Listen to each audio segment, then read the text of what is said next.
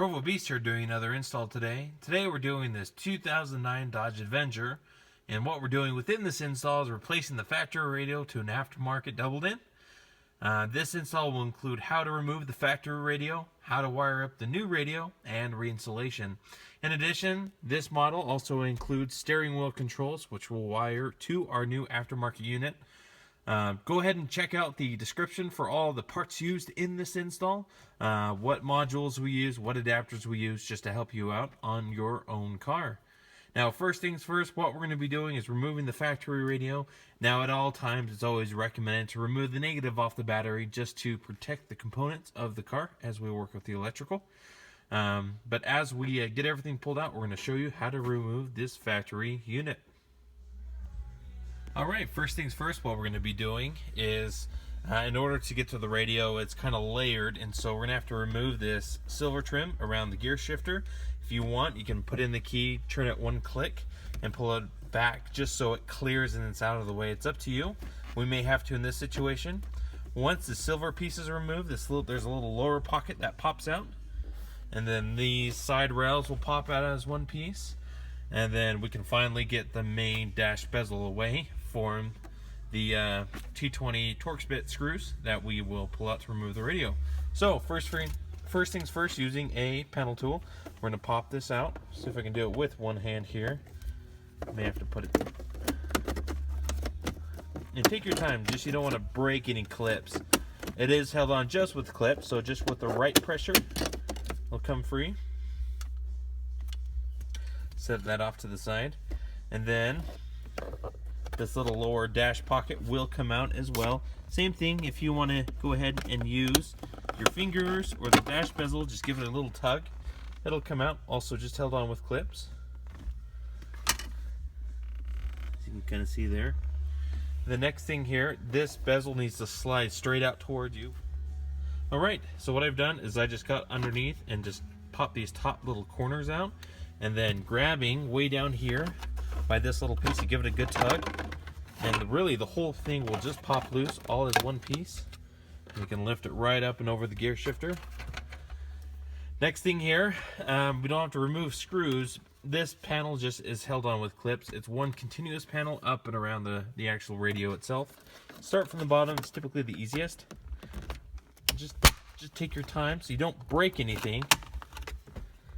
And like I said, you may want a panel tool to get these kind of tough spots, just to release these clips. And again, take your time. And sorry about the jiggleness of the phone here. I'm just trying to show you the simplicity of it. All right, just like so. And you got to be really careful because there's not a lot of support besides these two little corners. So you can see that it does have some flex in it. At this point, like I said, remove the negative off the battery. And go ahead and remove your factory harnesses to get this bezel out of the way. That'll leave us in a great opportunity to remove these 4 Torx bit screws. Alright, at this point we went ahead and got that panel removed, unhooked all these harnesses. At this point we have 4 T20 Torx bits. You'll go ahead and remove those. Once you go ahead and do so, the radio will come free, and there's going to be harnesses on the back of the radio you'll need to unplug. Now, hopefully before you remove the negative off the battery, you got your discs out. This one happens to have a 6 CD changer. Once the radio's out, that's about the only time before you pull the power plug to get those CDs out, so be sure to do so. Alright, sorry about that. Got a little bit better light here. Alright, I'm going to remove those 4 screws. Give it just a good little tug. And at this point, you're going to have your wiring harness and your antenna and everything. Go ahead and unplug those. Alright, at this point, we went ahead and removed the factory radio.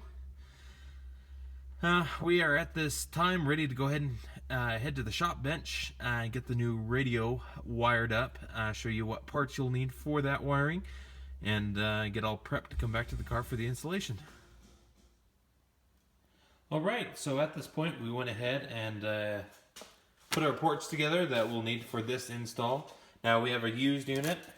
This unit specifically, what we'll be putting in is the AVHP 4400BH doubled in radio. We have our wiring harness, our antenna adapter, and our dash kit.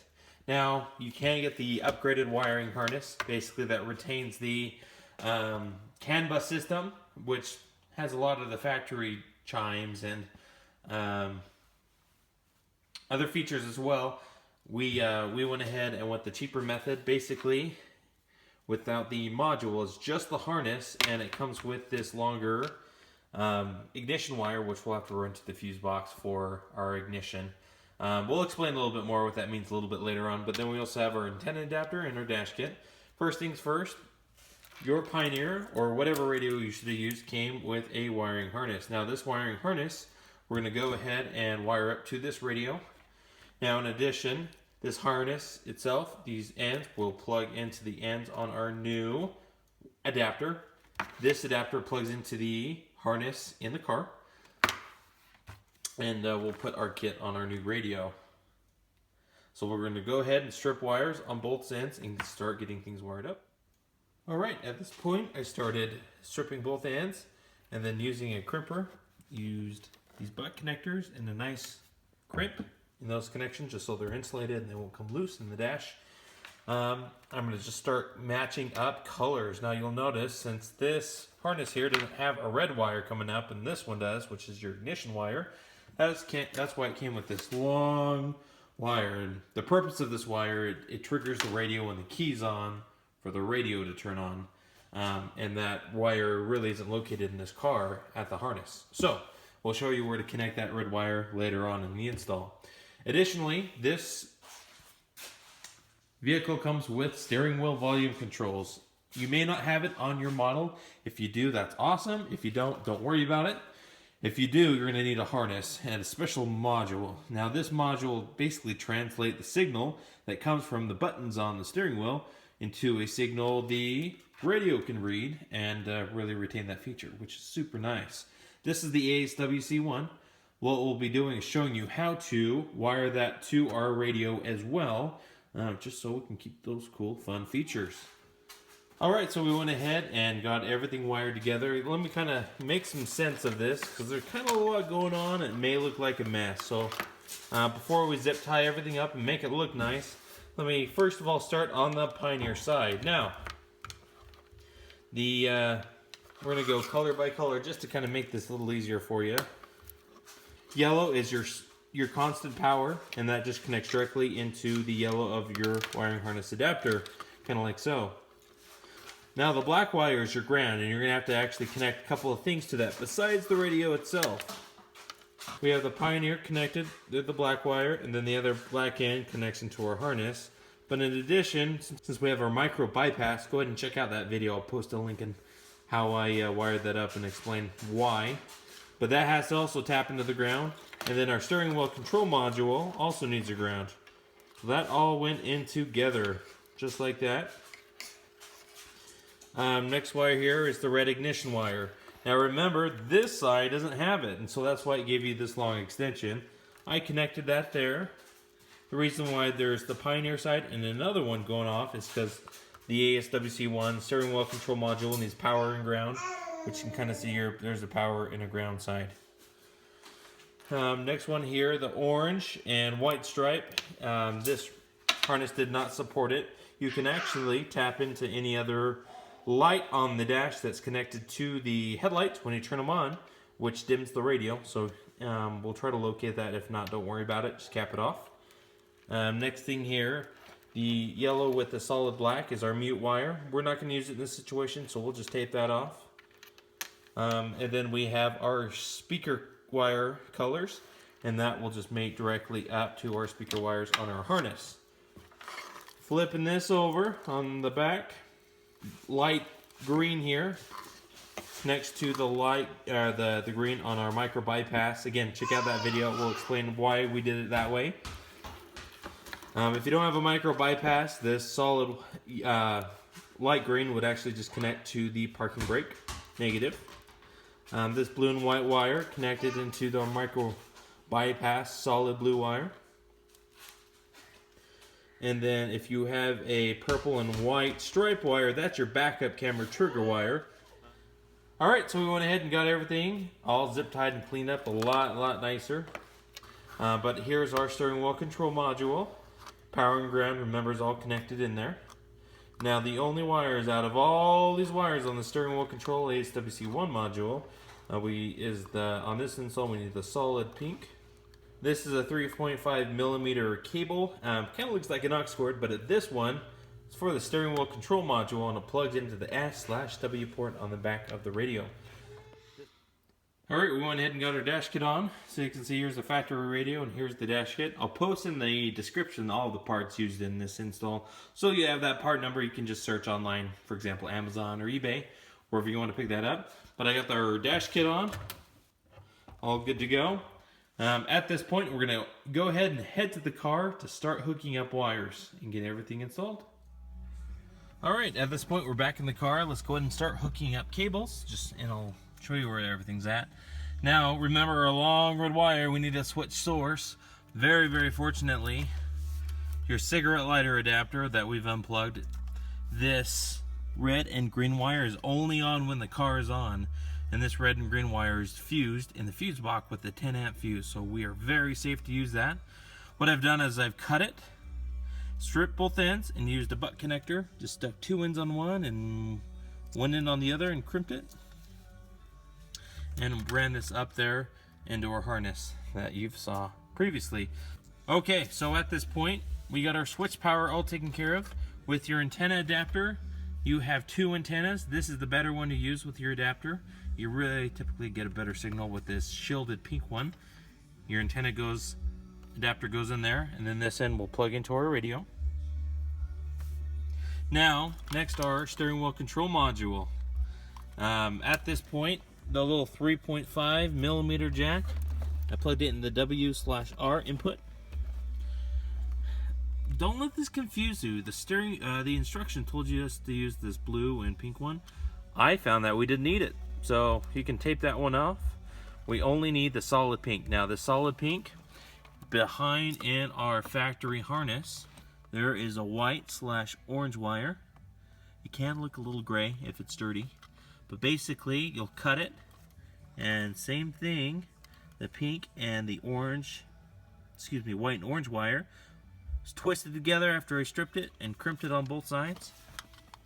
So that one wire is hooked in. Power and ground, remember, is hooked in through the harness. And the 3.5 is plugged in. So, steering wheel control module is installed. We got our switch power installed. We got our antenna adapter installed. We're just about ready to go. Now we got to program the steering wheel controls before we do so. The way you program those is, in this car specifically, we'll go ahead and turn the key on. You'll start to see this flash quite a bit.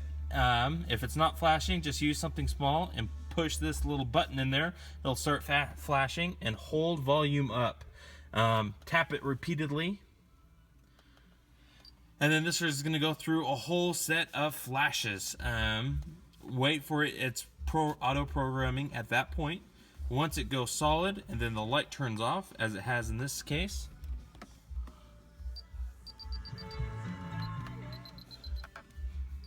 Now, finally, last thing before we button up the radio, this came with a Bluetooth mic. Typically, I like to put them on the A-pillar here, and then run the wiring down the weather stripping up underneath into the dash and into the radio. So we're going to go ahead and do that. We'll show you how that's done. Alright, so we went ahead and put our little Bluetooth mic right there and just tuck the wire down. You can pull this back and tuck the wire down there, and I've made it to this point. We'll continue to tuck it to about this point. Now you can go down underneath the carpet or zip tie it up above, and then you can fish it up through the stereo cavity to where our radio is going to be located. Alright, so at this time we went ahead and got our mic hooked up. Everything's good to go at this point. So with our radio, we're going to get it back up into the dash, get this all reinstalled at this point. Really, it's all in reverse order. Make sure you do a test and everything works before you reinstall, but just do everything backwards. Once it's all in, we'll do a final test for you. Alright, we got the radio in, got everything connected, got the 4 screws back in, got this dash bezel in. Now, if your radio is having a hard time fitting, There's this bracket back there that's held on with 3 screws. You can remove it if needs be. I did, just because it was getting in the way. Once I remove it, there's plenty of space to put the radio in. I haven't finished putting everything else back together, but I just want to kind of give you a little test before we finish up this video here today.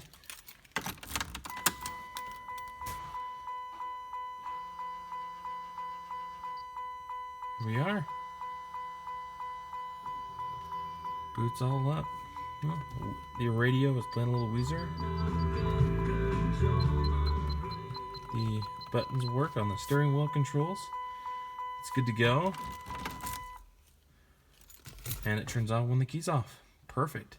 If you have any questions about this install, just go ahead and post a comment below. Thanks guys for watching the channel, and we will certainly see you in the next video. Now just be sure to check out the links in the description below for the subwoofer install, the amplifier install, the backup camera, the door speaker install, and everything else. So thanks again for watching. See you soon.